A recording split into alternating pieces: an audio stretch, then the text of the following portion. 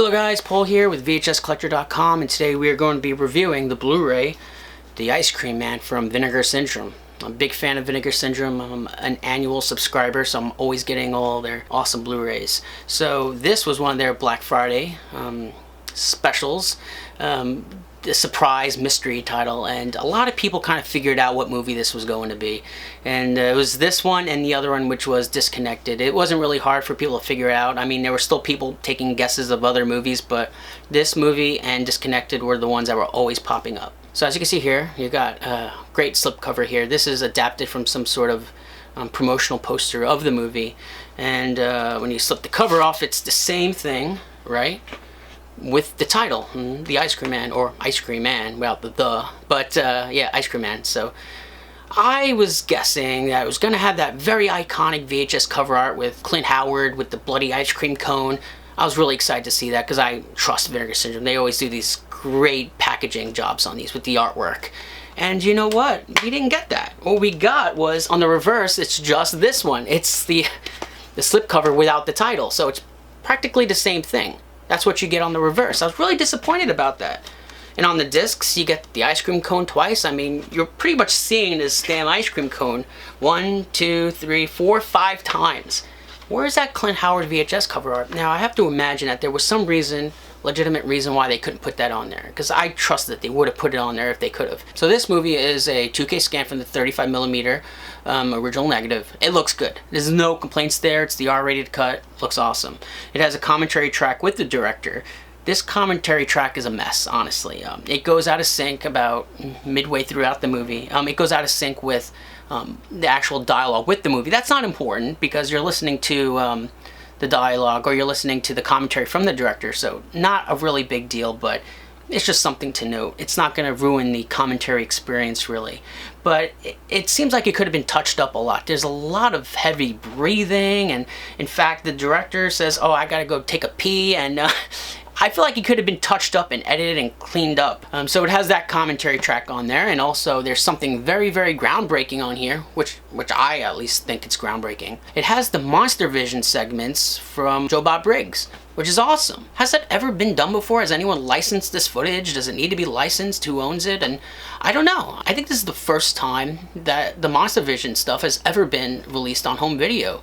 I'm not 100% sure, but I haven't heard of it before, so that's a pretty big deal. Now, the segments with Joe Bob Briggs are clearly recorded from a television. They're not from original video masters, clearly.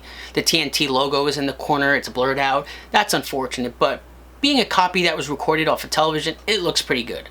I'm not going to complain. I'm happy it's on there at all. They didn't even have to go that length, so I'm very grateful that they went through the effort to try to get that on here. Now, it's 2 hours long because I guess the Monster Vision segments are about a half hour, and I don't know if they used seamless branching or something like that, but it looks pretty good. Although I must say that halfway through the movie or towards the end, it goes out of sync. The dialogue with the movie goes out of sync. I think the Monster Vision segments stay in sync, but the segments with the Ice Cream Man go out of sync. So let's just go help the fat kid while there's still time. Get in the car, please. I need you to look after these two. That was kind of fortunate. Now, I haven't watched this movie alone, except with the commentary track. So I imagine that watching this movie without the commentary track and without the Monster Vision, it looks great and it's synced up and everything's fine. We have interviews with Clint Howard, the director Norman Apstein, and the producer David Goldstein. All interesting interviews. Clint Howard is awesome. He's always a good sport. He's always willing to talk about his movies. It's unfortunate he wasn't on the commentary track, but I guess he didn't really have much more to add about this movie. The producer interview with David Goldstein is really interesting because he talks about how this movie was a total flop. He lost about $400,000 on this movie or something like that, and the original budget of this movie was supposed to be $300,000, and it ended up costing them $1.2 million. And when you watch the movie, it is a hot mess. This movie is just a total mess, and I'm not a big fan of this movie. It's interesting. It has Clint Howard in it, and I like the concept of having a killer ice cream man, but I felt like the Ice Cream Man should have been able to kill kids. I mean, what's the big deal? It's a horror movie, right? But the producer, I think the producer or the director wanted to appeal to both kids and adults, which I don't think is possible. I think this movie is missing something. I don't know what it is, but watching it, I feel like there's something missing there. I don't know. Clint Howard always does a great performance, but maybe he wasn't right for this role. I don't know. There's something really weird that I can't really put my finger on about this movie. Something missing. I'm glad it's on Blu-ray, and I watched it on here, and it looks great. But otherwise, for me, my personal tastes, I think it's kind of lacking. I think it had a lot of potential. According to the director, he wanted to make it weird, and he started putting these weird things in the movie, and that just didn't make sense. And when you're watching the movie with the commentary track, he's actually mocking his own movie, saying, oh, this doesn't work, that doesn't work, and I shouldn't have done that. And you know what? He's right. He made a lot of mistakes with this movie. He had a lot of potential, and they spent a lot of money on this, and unfortunately, it's not the true classic it could have been, I guess, in my opinion anyway.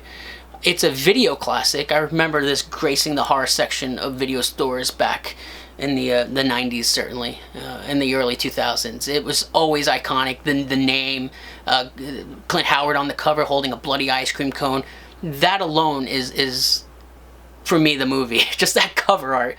Everything else is just the movie's almost there to promote the cover art in a way. I don't know how else to describe it, but that was just perfect. So what else is on here? So yeah, so that's pretty much this movie. Like I said, I really wish it had that reversible cover art with the VHS cover, but unfortunately we don't get that. We do have a cool slipcase, but you know, it's just the same, practically, or essentially the same cover art. So, but yeah, like I said, this is one of the Black Friday sales, mystery titles, and the other one was Disconnected, and we'll talk about that soon. I'm finishing up the commentary track on that. So yeah, that's the Ice Cream Man from Vinegar Syndrome. Great transfer.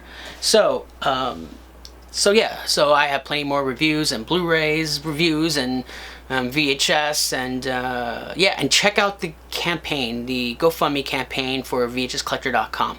Very important. We're going to spend a lot of time redeveloping and rebuilding that website. It's going to cost some money, and if you can support it, it would be great. It's always helpful. So yeah, check that out. So stay tuned for more reviews, and I'll see you guys next time. Thanks.